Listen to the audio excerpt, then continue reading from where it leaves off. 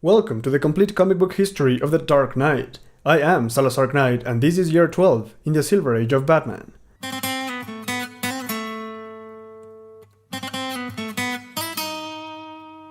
In the previous episode, we learned about some new characters like the Blockbuster and also how the Batman TV show from the 60s influenced the comics, making Batman the main character on another comic book called Brave and the Bold. Now, let's move forward with the history of Batman, with new characters and some that are not very new, on the Silver Bat, year 12. So far, Batman has not been able to learn the identity of the outsider, and instead he keeps fighting masked criminals like Deathman, a man dressed in a skeleton costume. What makes Deathman special is that he can apparently die at will and come back from the dead. In reality, he was using meditation techniques to fake his death and escape the law. Certainly, this villain doesn't sound that interesting. That is, until Grant Morrison recreated the character and used it in his storyline in Batman Incorporated, where he became an actual entity that cannot die. There's even a tribute image in one of the Batman Incorporated comics, drawn after the cover art of Batman 180, which is Deathman's first appearance. Then, Batman was confronted by another costume criminal, the Clue Master. This new villain, who was way too similar to the Riddler, tried to discover Batman's secret identity using decoy puzzles that Batman would take to the Batcave, and Clue Master tried to track them down. Eventually, Batman deduced Clue Master's plan and the criminal was captured. And these are just two of the weakest new criminals that appeared in Gotham, but Batman was not ready to face the next villain that appeared in the city, Poison Ivy. She was far too beautiful and also very smart, a combination that made Batman dizzy. In fact, during her first criminal activities, Ivy challenged and defeated other big-time criminals and almost escaped from Batman by using her charms on him. With all his willpower, Batman pulled himself together and captured Ivy before she could get away.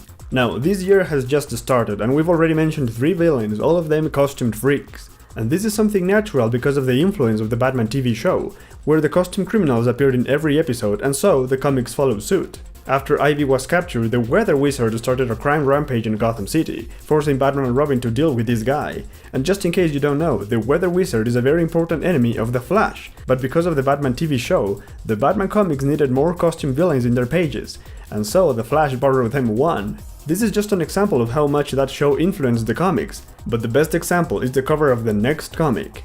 Batman 183 features Batman relaxing in the Batcave while his own TV show is playing on TV. Meanwhile, Robin answers the Batphone, the exact same one that is being used in the series. And what about the tagline, "Holy Emergency"? That is an exact quote from Robin in the TV series where he would start every sentence with "Holy". That TV show was massive and it created this Batman fever which of course affected the comics, but it was not always a good thing. Moving on, Batman teamed up with the Flash for the first time outside of the Justice League stories. There were some criminals in Gotham who created super fast sneakers in order to avoid being captured, and it worked. There was nothing Batman could do to stop this gang, except of course call the Flash. As you can imagine, with help from the Flash, it was much easier to capture the criminals. And then, unexpectedly and out of nowhere, the saga of the Outsider came to an end. After months of indirect fighting and hiding behind the scenes, the Outsider finally confronts Batman and Robin directly. The villain was some sort of mutated human who wanted to eliminate Batman and Robin. During the final confrontation, Batman defeated the Outsider in his own laboratory, but his body fell on an experimental machine which started to transform his body back to normal. It is then that Batman and Robin finally learn that the Outsider is in fact Alfred Pennyworth. Alfred explains his story and how he was barely alive after he saved them from a falling boulder. A scientist found his body still alive and used the machine to revive him, but instead it transformed him into the Outsider, a powerful man with nothing but hate for Batman and Robin. Of course, the transformation was entirely accidental, and when he returned back to normal, Alfred came back to Wayne Manor and resumed his activities as the butler of Bruce Wayne. And just like that, the Outsider storyline ended. When it first started, it seemed as if it wanted to be something much more than just this. However, because of the Batman TV show, people were yelling at DC for having killed Alfred in the comics. There are printed letters in some of the Batman comics where people are upset for not having Alfred in the comics as in the TV show. And this is part of the reason why the Outsider storyline ended so quick, and with a very poor explanation. Julius Schwartz points in his autobiography that because they had not created an identity for the Outsider, it was truly convenient for them to bring back Alfred like that. And one of the most obscure facts of the story is that the idea came from a fan who wrote to DC and Schwartz.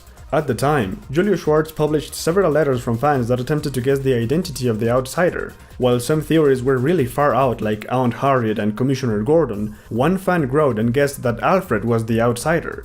Using that letter as an inspiration, Schwartz and his team brought back Alfred, following the demands of the fans of the TV show. But many of the comic book fans really didn't like this because DC had created this big enemy for Batman, and just like that, it no longer existed. While the fans of the TV show were happy, the comic book fans considered this a fiasco. And now you understand why I say that this TV show was not always good for the comics. Next comes the most obvious moment in Batman's history when DC Comics started to copy Marvel. During this year, Marvel reached the same amount of comics sold as DC, and both companies became the most important comic book publishers in the US. Now, in Brave and the Bold number 68, Batman was teamed up with Metamorpho, the Elemental Man, but with a twist. Batman was not just Batman, he was Bat-Hulk. Yes, just like Marvel's Green Monster, this version of Batman was a giant brute that turned to crime and worked with the Riddler, the Penguin, and the Joker, the criminals responsible for transforming Batman into the Bat-Hulk. Bad enough as it was for DC to copy Marvel, they tried to make Marvel characters look bad, and it backfired. All of the many changes and good work done in the Batman and Detective Comics stories in the recent years were for nothing, because this story returned to that time when Batman was a joke instead of the Dark Knight of Gotham.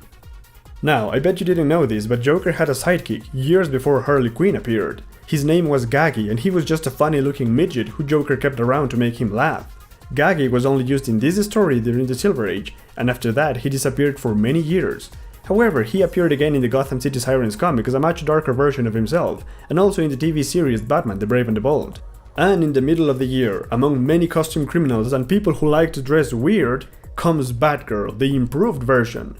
Barbara Gordon was created as the daughter of Commissioner Gordon, who worked as a librarian, and she had prepared a Batgirl costume for a party. However, on her way to the party, she helped Bruce Wayne when he was attacked by Killer Moth. It is then that Batgirl gets to know Batman. At first, Batman asks her to stay out of the crime-fighting business, but when she learned that Bruce Wayne was in danger, she decided to help and once again confronted Killer Moth and his gang. When she proved vital in the capture of Killer Moth, Batman finally allowed her to keep working as Batgirl. And that is the quick version of her origin. Batgirl was created exclusively with the intention of adding a new character to the Batman TV show.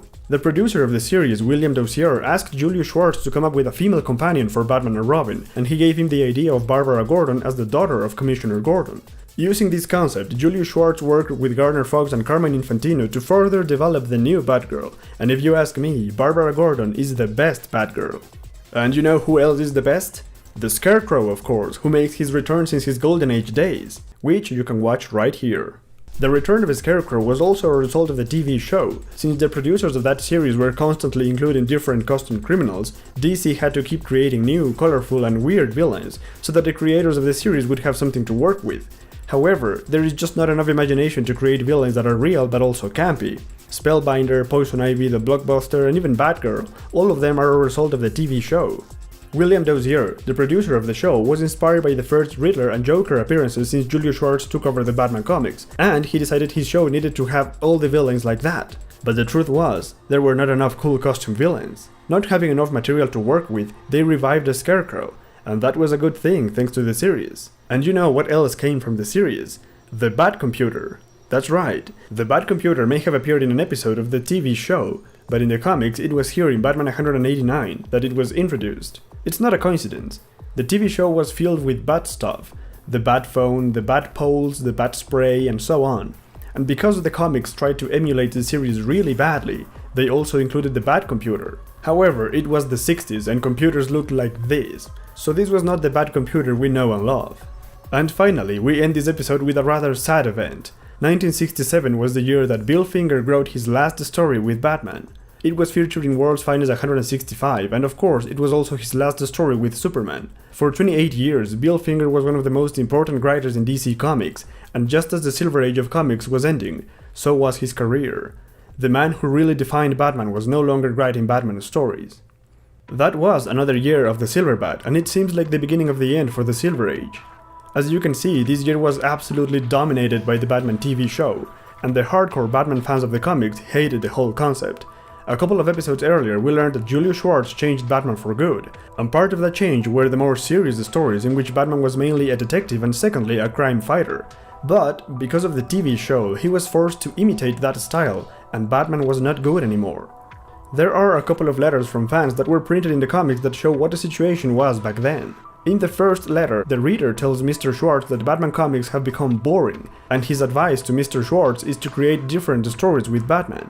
Julius Schwartz replied to this, and I quote, "It's one thing to advise from a reader's sanctuary, but this same reader would look at things differently from an editorial chair when he is under pressure to slant an issue that will have the greatest possible appeal to the buying public." End quote.